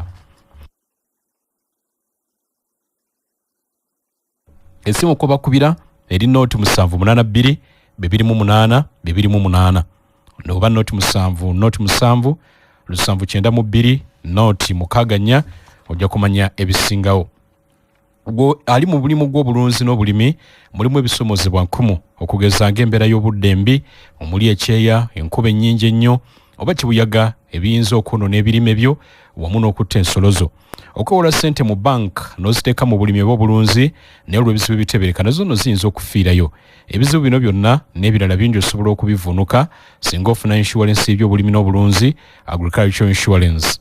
Gavumenti ya Uganda etaddewo enkola abalimi n'abalunzi mwe bayinza okuyita okufuna insurance mu bwangu ddala. Tuukirira insurance company yonna ekuli okumpi weebuuze ku nkola ya agricultural insurance osobola okukola okusalawo okutuufu. Obubaka buno bukutuusiddwako Insurance Training College of Uganda baga nti ensonga zinyweze. Mwami Lutaya, Black Seed kati gw'omusuubula mu nsi ki? Black Seed alina ensi zaavaamu naye ensigo entuufu yalibadde ng'eva Ethiopia erimu ekintu kye bayita thermoquinone level. Thermoquinone level ekirungo ekisangibwa mu ddagala naye ng'oludde kiri kikoleddwa engeri y'okuba gijjanjabamu. Kati ensigo eno webanga eva Ethiopia erimu thermoquinone level eri 4.7 ebulawo kati nnakwenkana ddagala so ate oba ogikozesezza yo oba osemberedde kumpi ng'eddagala ate nga ya butonde. Yesebo ekitegeeza Black Seed asobola okukola ku ndwadde zonna. Kozesa kwande byonna olina okuleetamu okukkiriza nti nno naawe nti abantu abatusooka ng'ebigambo babyogera nti tebiringa ffe abaali ate ne pharmaceutical egezezaako okufindinga out mu ensigo eno ya butonde ate ekola ebintu ebirala sigamba tebikola ebirala byonna bikola naye tunaba twongedde okunyumya tujja kutegeera nti nno tujja banyumizaamuko engeri ebintu by'oyinza okwekuumisa ewaka ebintu bisatu byetaaga okuba nabyo ate nga byafaayo babyogerako. Gwatuwuliriza olwaleero ebintu olwaleero actually sino kyengenda okwogera sigamba nti nkoonamu naye just mba bantu mbazuukusaamu katini omuntu yenna olumu bamanyi ogamba muno bantu basanze olive oil bagayita mafuta so lwaki bagayita mafuta when you go ogenda mu mbeera spiritual bakyogera batya mu Luganda ogenda mu bintu by'omwoyo waliwo ebintu bye bayogerako abantu abatusooka byolina okwekuumisa olive oil oyo olina okumwekuumisa olina okubeera ne hane ewaka mubisi gw'enjuki ogwo ne Black Seed ebyo ebintu ebyo wobiyina oba obuyina ewaka obanga yeesootinzo ebbanga ddene mu bulamu singa okufunayoko obuntu obukutawanyiza ewaka nti kwikirenga oyambibwa. Ekirala ekiyinza okubamu ekyenjawulo ekyewuunyisa mweno Black Seed n'olaba nti no neesiba nnyo Black Seed ebigambo biri nga nagambye abatusooka engeri gye babyogeramu tebayogeranga nnyo byaswaka ekigambo ekyo nkyesibako nnyo nti nze nafumiitiriza bufumiitiriza ekyo kijja kitya kintu kye nazuddeko jozi we twali mu mwoleso guno ogwaggwa twali mu kasana waliwo omwami yajjakawo n'agula ku product yaffe n'agamba naye akantu kano nze waka nina sunscreen newe neesiga Black Seed ono musana ndaba ate nga akolanga sunscreen owulire nga nange nakirowoozaako dda sunscreen kyekino ekintu cream gye beesiga ku mubiri senga oli mu kasana tekakuaffectinga kati wogyesiiga naye nakimanyiko katono noyagamba munna skin ndaba entambula musana sifuna buzibu kati ate twagenda ne tufunamuuko embeera mu next few hours enkuba we yatonya wagyesiiga ngikuwa akabugumu so enensigo neefuuka nti nno yanjawulo nnyo okuba ebintu byonna ebyali bibadde ku nsi yakyamagero wetuuka mukasana ogyesiiga gwo naye gwatuwuliriza biringa ninga anyumya emboozi y'obunyonyi naye oba ofunye omukisa n'ogula ku Black Seed omutuufu tuli Wandege ya Katala awo enamba y'edduuka eri ku level 2 063 Izewe Black Seed oba tosobodde kujja era okuba enamba yaffe y'essimu nebikutuukako oba n'ogula ku Jumia era Jumia ogiraba wali it's a 5-star product kitegeeza nti nno abantu baguze Black Seed mungi naye ekituufu bakizudde ekirabika bakijja ku Izewe Black Seed. Enamba yamwe eri ki y'essimu? Enamba yaffe y'essimu ya Airtel eri 0755 37 39 15 0755 37 39 15. Mulina MTN? Tuna ne MTN. MTN eri 078 mukaaga 0 3 7. Okay. Obanjiddemu MTN eyo? Jiddemu. 078 nkaaga emirundi 2 atuliriza then esembyayo 37. Okay. Yes. Wano waliwo ekibuzo kankibulize ddala nga situnaba kugenda mu birala. Waliwo Bettina Nantege amyuka ssente wa district wa Kiso aga nti nsobola okukozesa black seed nga cleanser ne wemba nga siri mulwadde. Kye kibuzo kirungi. Nze kamwa kwogera okuva natuzuula black seed maze emyaka 8 nga nkozesa black seed. Tolinda kulinda na kulwala kubanga olwaleero ekisingo tutawanya olwaleero we twali tukulaffe abamu abasinga babeera mu myaka ngana tetwalanga ko kigambo infection. Waliwo ko kigambo infection ngo kyali muto. So tuchulidde leero kivudde ku lifestyle. Engeri obulamu bwe tulivinga muko n'ebintu bingi nnyo bikimu kyakufuuyira enkoko tezikula bukuzi nga tebazijjanjabye tulya eddagala lingi nnyo kati gwatuuliriza eddagala eryo buliyingira mu mubiri gwo nga litandika okulowalinga abasirikale mu mubiri gwaffe nga tebukyakola kitogakyakola mu mirimu gye galina kukola kati gwatuuliriza tuwetaaga kulinda bulwadde. Nze n'olwaliro ku makya nakedde ku makya nentekako ka black seed mu mazzi gange agabuguma ojja kwegendereza nti nno ojja kukendeeza essente z'onookozesanga mu ddwaliro kozi abasirikale bo basobola okulwana. Olajja kuŋŋamba nti wenkozesa black seed sijja kulwala omuntu nja kuwa example omuntu yenna ali mu office tugambe nga badde alwadde waliwo alwala ssenyiga natajja kukola. Kati tojja kubanga oyo alwala ssenyiga natajja kukola olwala ssenyiga osigala okola emirimu gyo. Era omuntu akozesa black seed mu bulamu bwe aba akatinzeeko hospital bills kubanga akozesezza ebintu by'obutonde ate ebyogerebwako biriko ebigambo ebikambwe wali abasajja abatusooka tebalinga ffe abaleero balya mmeme. Okay. Ampuliriza embeera bwetyo bweri wano waliwo abuuza nti black seed ffe tulaba busigo black seed akozesebwa atya ng'obujjanjabi tugaya busigo? Yakati black seed waba asimbibwa ava mu nsigo kati ensigo eyo yevaamu nekonebwa nevaamu akawunga nevaamu ne oil naye lwakuba ekyenjawulo ensigo zino zirimu ebika naye otegera otya ekika ekituufu wookwata senga olwaleero gwatuuliriza senga oyina gula ecupa ya soda oba olwedde oyina black seed gwatuuliriza ogula ecupa ya soda eya Coca-Cola kwata ensigo ezo ozitonyezeeko waggulu ofunyezaako entonotono waggulu ojja kulaba nti nno soda avaamu gaasi eno ojja munywa nga juice senga oteekamu ne mutavaamu gaasi yenna yekka nga tolina ky'otomukute nako abajjamu obutwa wabaamu mutuufu ensigo entuufu yennyini ya black seed kyebaekikyo ne nkugambye ensigo nnyingi nnyo katale ozitunulire tojja kusobola kuzaawula naye ofuna ku soose entuufu osobola okutegeera ensigo entuufu yennyini.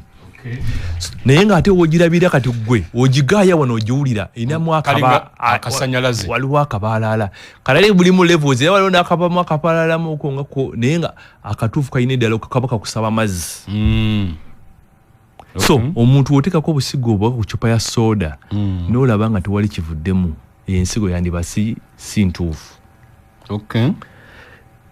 Ate ekirala simanyi engeri ki wezibeeramu naye ensigo entuufu ajja kujja ku black seed izewe black seed tumusomese nga we nkugambye black seed w'omugulanga ng'alinga olive oil si black seed black seed aba gold black ate w'omukyusawo oti omulaba tabaamu biki ebituula wansi ebikudumu omulaba wati wabeera ku so omunywa omwesigane ku mubiri era ndi eyo atuuliriza mubadde kati most special abaana abawala olwaleero buli omu ebizigo batabula kino omuntu akozeseza black seed ne olive oil actually tulina n'ekizigo kiri so special tukitunda ayo waffe ekizigo kiri eri ate ekyewuunyisa abantu bengezezaako kiwa andi ogamba nze nkozeseza emitwalo nga 36 omugamba muno ekizigo kyogenda ogula kya nusu kakaaga agamba nedda kakaaga agamba nedda agamba nedda tekisooka ekizigo ekya black seed nusu kakaaga kisobola okutereza skin yo abantu abalinamu babuliti olusolosolo n'abaana abalina ebiguuna okakozesaako black seed wekyolina okumanya nze nga wensigala ngamba ensigo nze kyendowooza kino kyali kirabo kya Katonda okiweereza mankind. Kakati oli alina akakipanga kano ak'obusigo koleese kikola amakulu nga bwe nkutteko wano n'engaayako n'abanga buli lunaku agaayako buli kumakya watufunye ensigo ng'ensigo ekukayalidde nnyo ng'ogula powder oba ng'onywa oil ng'omukomba koti. Okay. Akasigala ko ngotekako ne mu ngalo nga weesiiga. Gutambula. Kati n'oyo yennyini nnyini abadde senga olwaleero kati omuntu afunye nga accident ya boda. Nga wena ina amabawaati ku face oba mikono gyonna osigako woteeka black seed omusayi teguddamu kujja. Omusayi teguddamu kutonya. Simanyi kiri mu black seed, actually 30% kiri mu black seed gwatuuliza, nange simanyi kiri mu black seed. Tomanyi? Simanyi nange. Kyansukako. Kubanga over the time buli kaseera wayitawo ebbanga abantu batubulirayo ebyamagero. Buli agula ina kyazuula n'akubulira. Kankubulirayoko kano naye atuuliriza ayinza okulowooza nnimba naye kabalega kayisaawo munnange anaakafunamu anaakategeera. Ntera okutwala nnyo product yange eno mu Wazalendo Sacco eri awo ekiwatule y'abanamagye era actually mulimu ndoozi era abatuuliriza olwaleero. Waliwo omwami ali awo afande namugamba ono black seed gwoba ofunyeewo accident ewaka gwe mukozeseeko ejjajja kukuyamba. Yaŋŋamba nti nali nzanya omwana yali azannya omuto we yatuuka okuzannya erinnyo ne ligwawo ne livaamu. Erinnyo bwe lyavaamu yagenda dentist amugamba naye omwana ono omukulu tumulindemu ayongere okukulira ddala tujja mugulira artificial tugiteekemu. Kati omwami ngadde ewaka ng'agamba mukyala we n'okimanyi oli omusajja wa black seed yaŋŋamba kano akantu kakola buli wamu ogezaako kateekako awamu. Nansi n'amusekerera alabugamba alaba nnono. So naŋŋamba nze yatandika okuteeka black seed mu kibuno ky'omwana. Naŋŋamba muno erinnyo ne litandika okulaga nti no lyatandika okukomawo within 1 month. Kati gwatuuliza byenjogera oyinza obutabitegeera naye bitegeere nga wobiwulidde.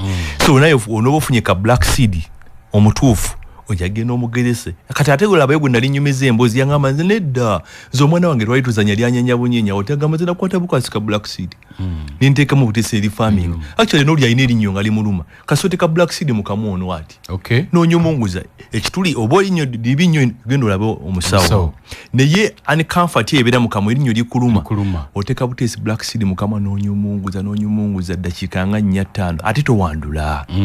Mirira black seed oil oyo. Obata wano oluvawe muzanyise mukamwa okirize mu lubuto. Kati kaliga bade nkugamba ye black seed ono simanyi nasigala nebuza kisimanyi kimulimu. Uwo munywango ina kijagalo okujjanjaba. Ye watuka mubiri amanyi kyayina okukola. Sigo mubulira. Magic magic ya actually kubanga ebitabo byasooka kubanga bijuwandiseeko ne bannabbi bajobugeddeko kati fani abawakanya. So tulina okubanga tutambula n'abatutambuza bulungi ki engini tubanga tuli guided nenawe kenyini osobola okugwa kenyini ampuliriza wonoba oguze black seed ojja kungamba yankolera kino. Kati kana kakebe ka sente meka kati nga kano kwenkutukozina kakasebe ka 15 kaka black seed akatandikirwa akako. 15. So n'abalina ebirevu lutwali nakoma okubeera wano walina n'oba olwadde mabega kawo twaliko mu red eyes otunyizaako obutonyiza mu maaso. Black seed ng'akola magika bana bayisala ebirevu n'abutuka muno mu bbali. Kati nawe omukyala bamanyi kati bakyala omwe bamala okubalongoosa bamanyi okuba enkovu eringa ebasiirira kusiirira sigako busizi black seed okusiirira kujja kola ki kujja kakkana n'enkovu yejja funda. Enkovu efundira ddala actually abantu era n'abaana balwadde ddala nga chicken pox black seed enkovu azizaawo.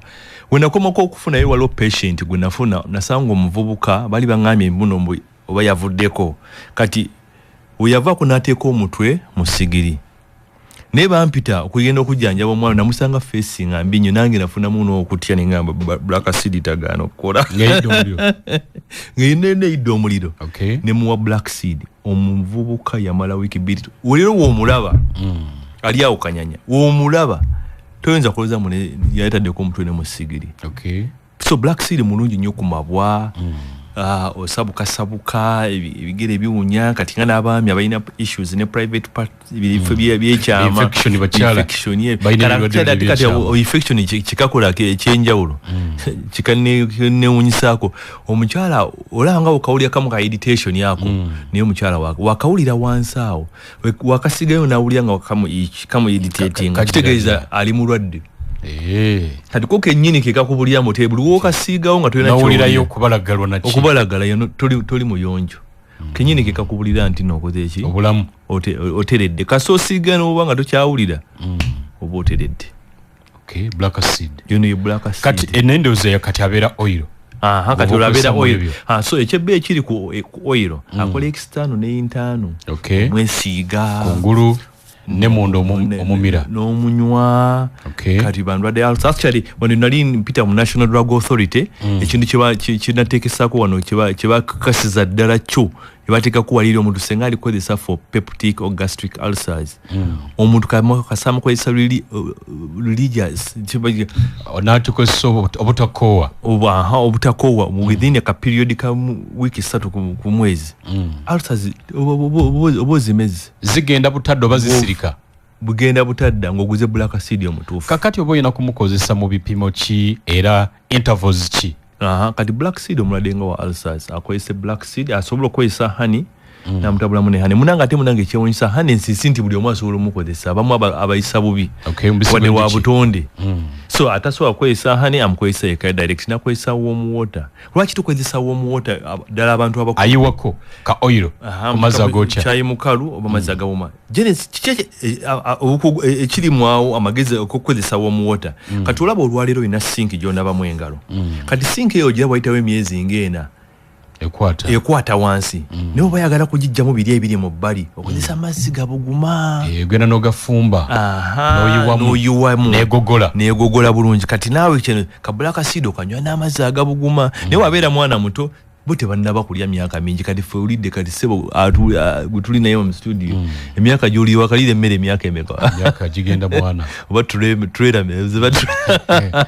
so kati system eno etuuka ekiseera neziba kati gana amazzi agabuguma kagezaako nnyo okuyamba system okugiflashinga mpola mpola kati ate ekyebbenyi ekiri ku product kyola abasaba tugamba kozesa nnyo eddagala ku makya nga tonaba kulya ogenda okwebaka emmere eba ekendedde buli kyokozesa kyonna kiyita bulungi mu mubiri gwonna gituuka wamu tekibeera nga kitandika okujjanjaba omubiri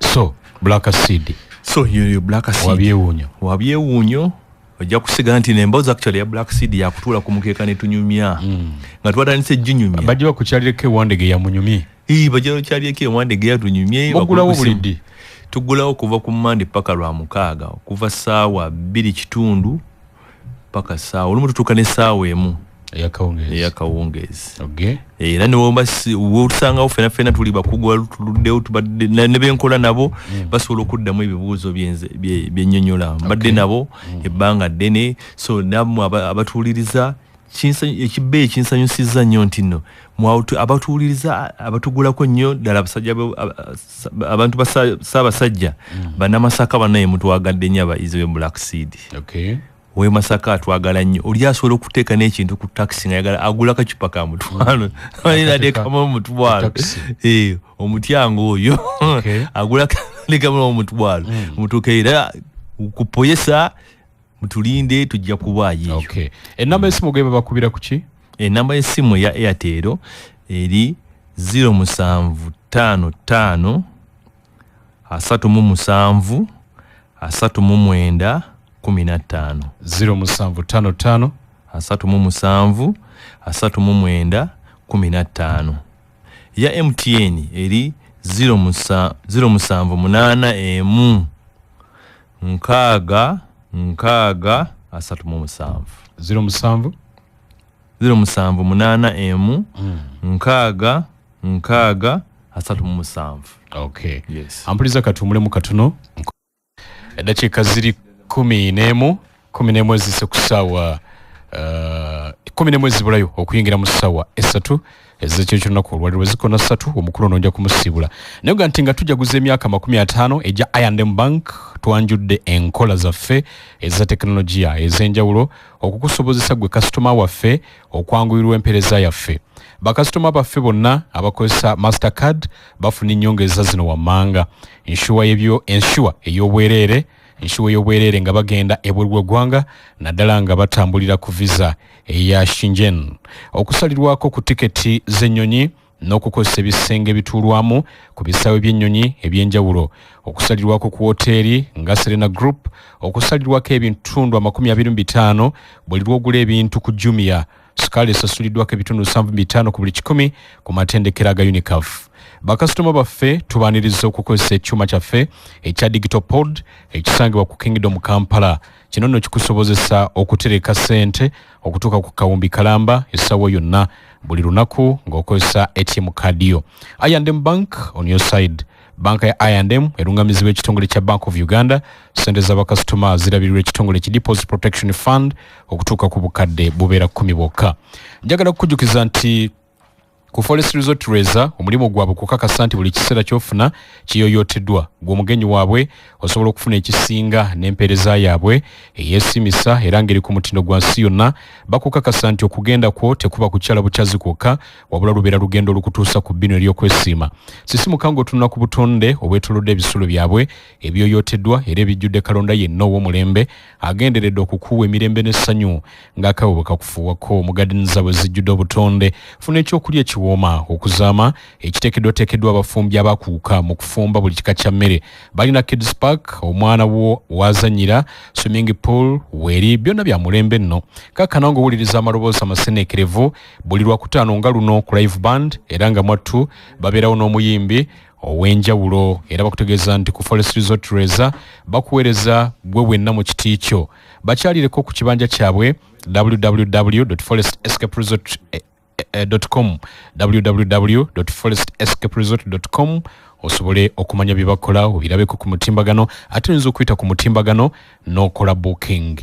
The Forest Resort Reza basangibwa Luweza ku Entebbe Road nga tonatuuka ku mafuta ga gas ngodde Kajjansi. Bakujjukiza nti Forest Resort Reza toli mugenyi kyokka naye oli kitundu ku lugero lwabwe olw'okwesiima.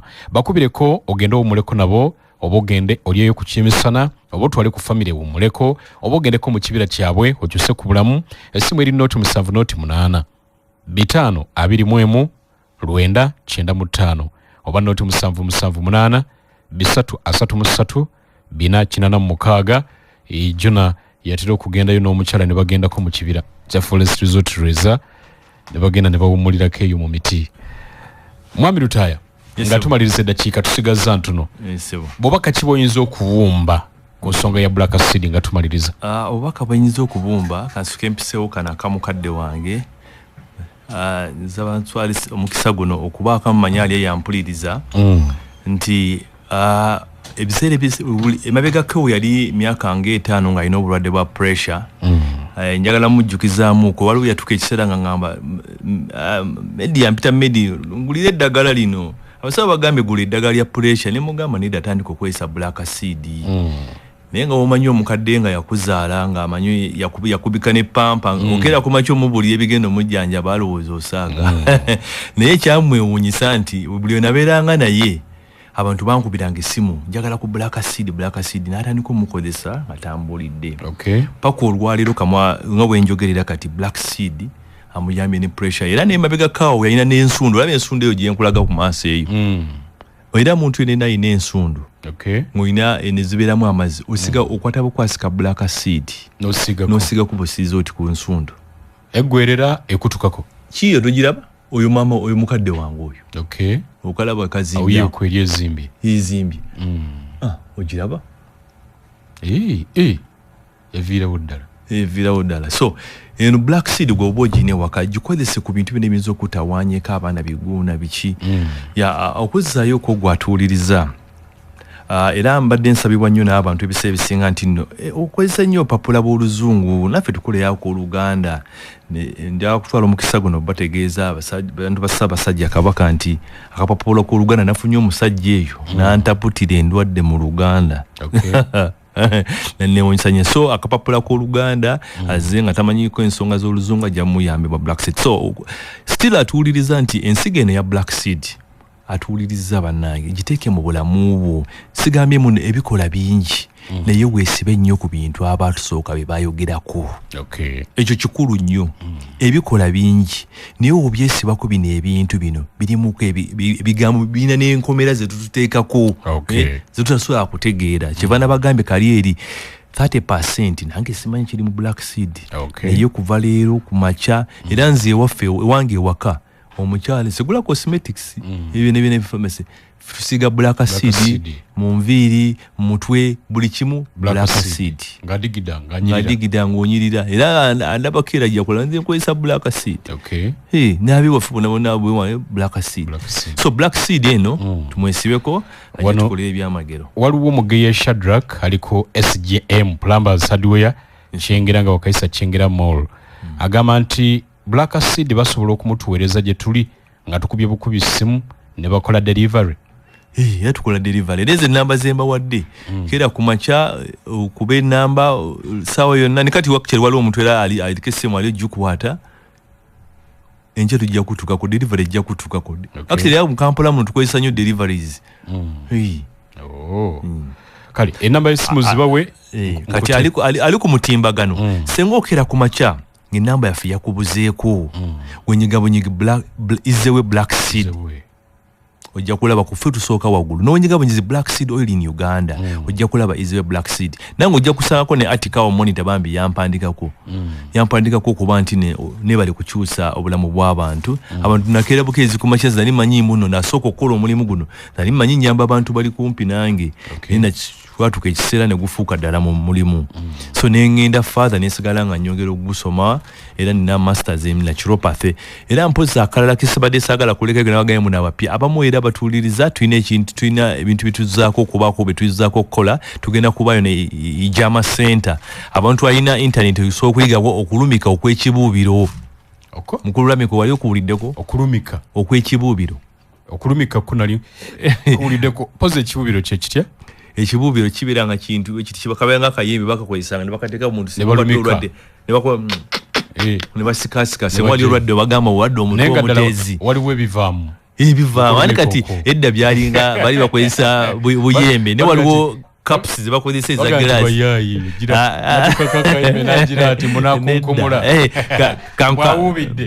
kankweyo genesi kankweyo okutegeera ku kino ekintu kankuzeeyo kali ke nakugambye jjukira nti no sinki yo omayitawo emyezi ng'ena eziba ate weeziba n'oteekamu amazzi olumu amazzi tegakola ki tegabimalaayo weetaaga okusumululako ki wansi eno ne bifuluma ebweru kati bw'obuubira biyitawa kati gwe omuntu ku lususu ennyini waliwo stitches obugenda kati olaba sawa zino senga omugongo gukuluma kati nawe njagala obeere nga musawo ddala byenkubuulira oba ddala bituufu omugongo guba gukuluma obeera ng'ebisa bigenda ne bikuŋŋaana tugambe ku sayidi emu ogenda n'ojja nenkunyiganyigamu wooti bisobola okutambula ne biddamu omubiri gwonna ne gutambula nekitegeeza wayitawo akabanga bigenda kukola ki bigenda kudda okujjako ng'otaddeko stitches biri ebikyafu ne bivaamu kati wabeerawo kye bayita blood vessel neegaziwamuuku omusaayi ne gusobola okutambula okujjanjaba n'owonayo edda bakuteekako olwadde omutwe omuteezi ne bakuteekako ne bakusalaasala obuntu ne babuuba ne bakabajjamu biveemu so that vessels ezo ziddemu okutambuza omusaayi kuba kati buli woba osiga busizi ddagala